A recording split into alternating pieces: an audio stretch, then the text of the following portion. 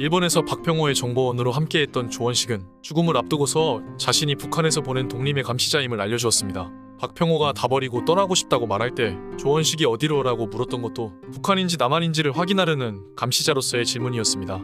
아무튼 박병호와 고유정의 관계에서 중요한 것은 조원식의 고백으로 박병호는 조유정이 그의 딸이 아니며 자신을 감시하려고 접근한 북한 간첩인 것을 알고 있었지만 조유정은 박병호가 자기 정체를 안다는 사실을 몰랐었다는 것입니다.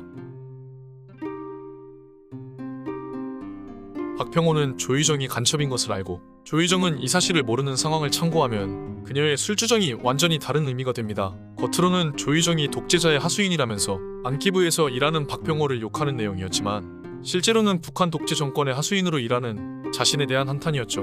즉, 자신이 북한 간첩인 것을 박병호가 모른다고 생각하여 그를 욕하는 것처럼 말하며 독재를 돕는 자신의 처지를 자조한 것입니다. 그래서 그녀는 독재 정권에 맞서는 학생들을 도와주고 함께했던 것이며 박병호는 조유정의 상황과 괴로움을 모두 이해하였기에 엔딩에서 새 출발을 할 수 있도록 여건을 만들어준 것입니다. 이어 관련하여 디테일한 연기 장면이 있는데요. 간첩인 조유정이 조원식의 딸이 아닌 것을 박병호는 알고 있었기에 방주경이 일본의 가족관계를 확인할 자료를 요청했다고 말할 때 눈에 띄게 당황하는 표정을 보이는 이정재의 연기를 볼 수 있습니다.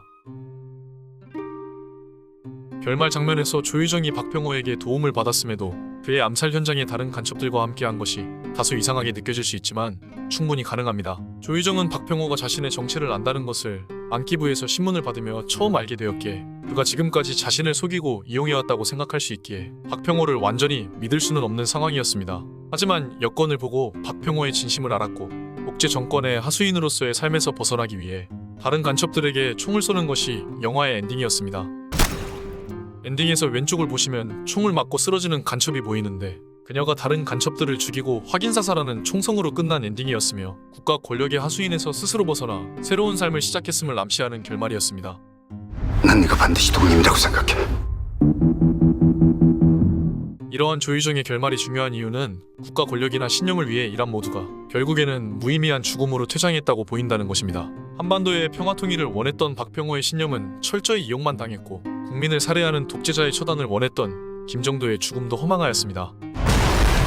무엇보다 박병호는 수류탄이 터지자마자 방주경을 먼저 챙겼고 김정도도 폭발 직후에 장철성을 먼저 챙겼을 만큼 부하 직원을 아꼈지만 박병호는 자신의 정체를 감추기 위해 방주경을 직접 살해하였고 김정도는 암살 계획을 실현하기 위해 장철성을 간첩으로 희생시켰습니다. 이처럼 남북의 독재자들과 그 하수인들, 그들을 노리는 이들까지 사나운 사냥꾼들이 서로를 노리는 잔인한 권력의 사냥터에서 결국 하찮게 소모되고 사냥당하는 것은 모든 개인들이었습니다.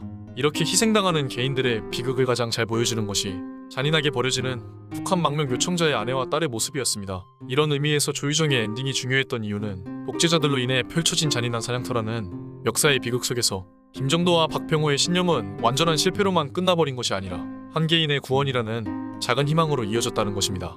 독재자가 없는 오늘을 살아가는 모든 개인들의 삶이 실패했던 많은 이들의 처절한 싸움과 신념으로 이루어졌음을 실패한 박병호의 죽음과 새 이름을 얻은 조유정의 시작으로 담아낸 결말이자 80년대를 바라보는 이정재 감독의 역사에 대한 해석이겠습니다. 박병호와 조유정의 관계와 선택, 결말의 의미를 정리하시는데 작게나마 도움이 되셨기를 바라며 이 영상을 전합니다.